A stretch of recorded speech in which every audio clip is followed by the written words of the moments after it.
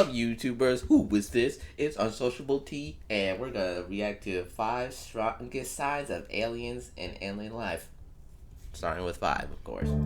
The link between ancient Egypt and extraterrestrials has long been discussed, and we are all familiar with the speculation about alien intervention when it comes to the Egyptian pyramid design and construction.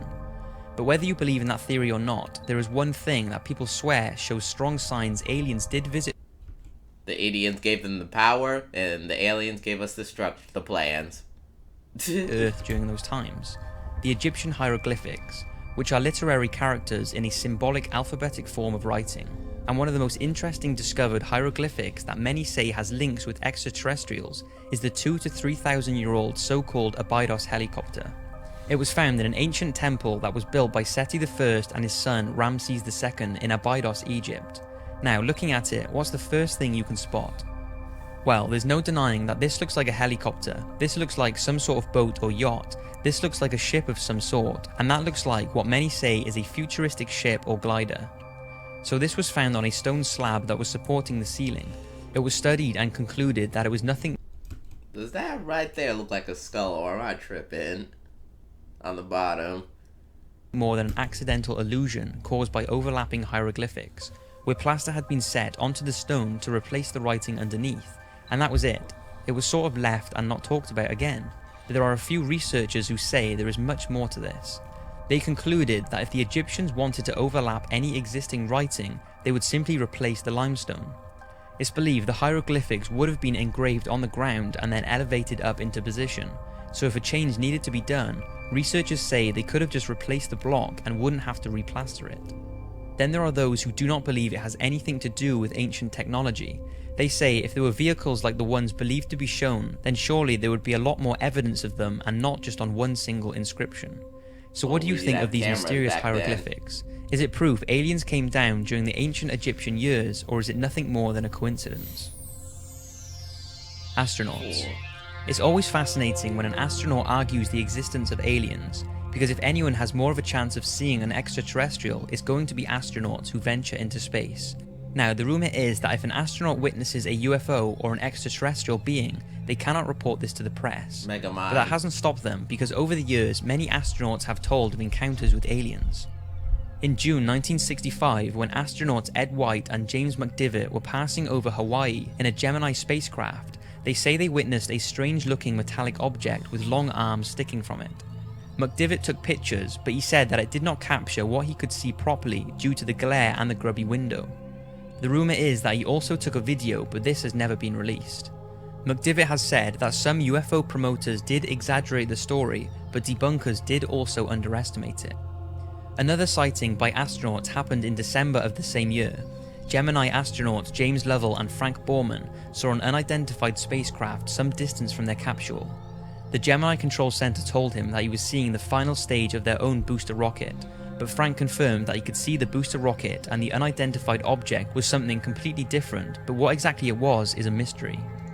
Now, whether you believe Buzz Aldrin and Neil Armstrong's moon landing was a hoax or not, they both apparently reported that aliens have a base on the moon and were told to get off and stay off.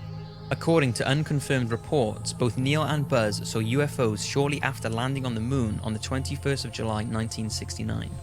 According to former NASA employee Otto Binder, unnamed radio hams with their own VHF receiving facilities that bypassed NASA's broadcasting outlets picked up the following exchanges. What was it? What the hell was it? That's all I want to know. What's there?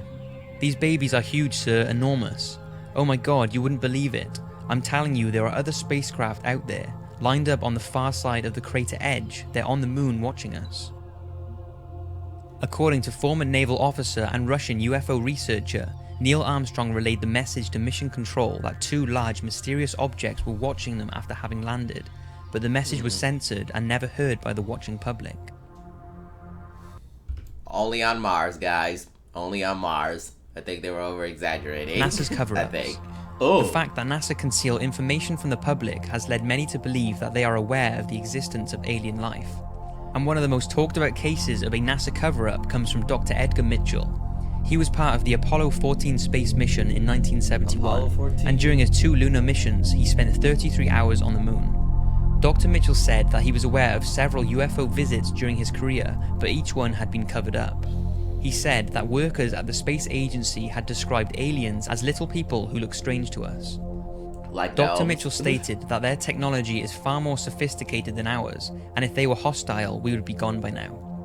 He is also told that the believed Roswell alien crash of 1947 was real, and the reason it was covered up was because the US did not want the Soviet to know of the craft's technology, and they did not know if the apparent alien being was hostile or not. Soviet? Wait, when was this? Hold on. 1940. Wait, 1940. I cannot see this newspaper writing. It's just fading. Oh Apparently, officials from NASA have commented on Dr. Mitchell's statements by saying, NASA does not track UFOs and is not involved in any sort of cover-up about alien life on this planet or anywhere in the universe. Guys, sorry. Dr. Mitchell is a great American, but we do not share his opinions on this issue. But Edgar continues to claim that aliens and alien craft are real and is positive that we are being watched right now. Another thing people more recently have pointed out is the International Space Station's HD live feed is often cut when objects are seen in space.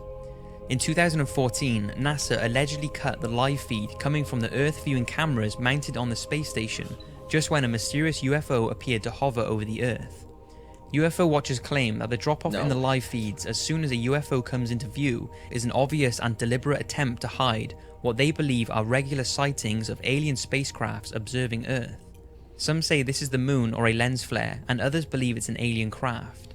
Also, UFO watcher Toby Lund, these camera shots are so crap. Oh my gosh. apparently spotted a UFO on the live stream outside the space station before the stream was interrupted for around 15 seconds. Needless to say, it's certainly strange that NASA cut the video when things like this happen. Maybe it's just a coincidence due to them experiencing technical difficulties, or maybe they know something that we don't. The size of our universe. Now, even those who do not believe in the UFO or alien photos and videos going around, there are many that say, due to the sheer magnitude of the universe, it's impossible for there not to be another life form. To understand why people say alien life must be out there, you must first realize how big the universe is. It's believed that the diameter of the observable universe is around 28 billion parsecs, which is around 93 billion light years. Now, a single light year is just under 6 trillion miles, which is a ridiculous number. So 6 trillion times 93 billion. And don't forget, that is just what we can observe. And it's not that we don't have the technology to observe. Like in the Men in Black, when will you humans learn? It doesn't matter how big the universe is. It's just about how big the universe is. About how many universes there is. Like how many. Any further.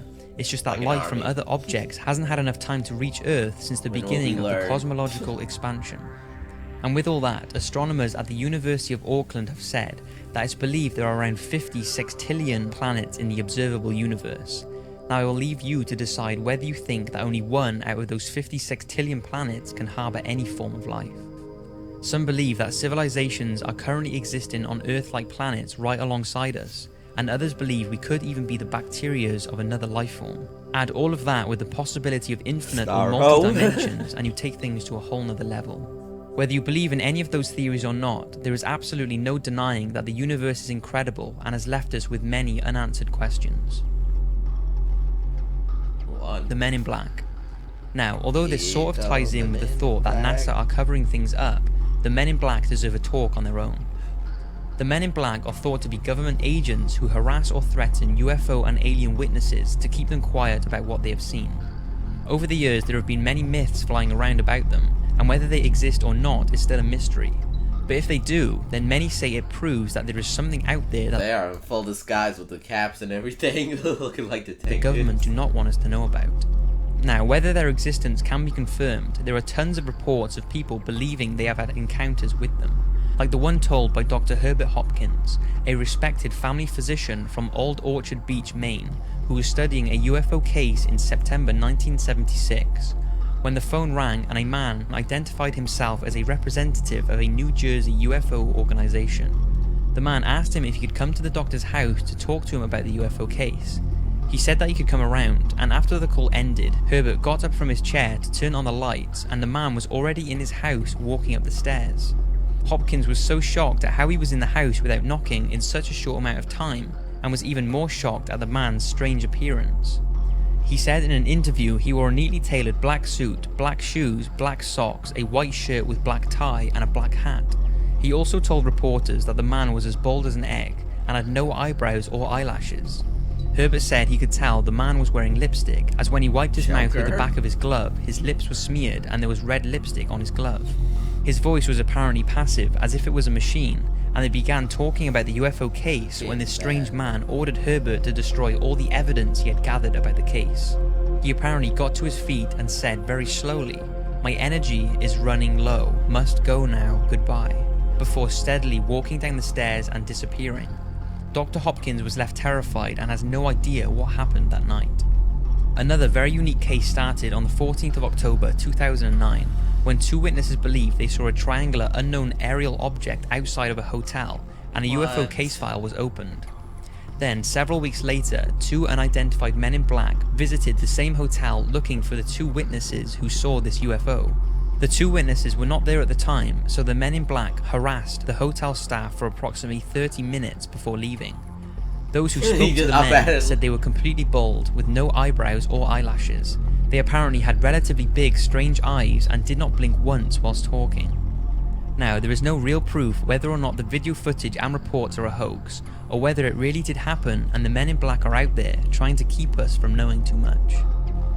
What about the deneuralizer? Well, guys, that was it. That was top 5 strongest. I actually, because, the Men in Black can deneuralize anything, whatever they can. Oh my gosh. Well, guys, please leave a like and subscribe, and peace.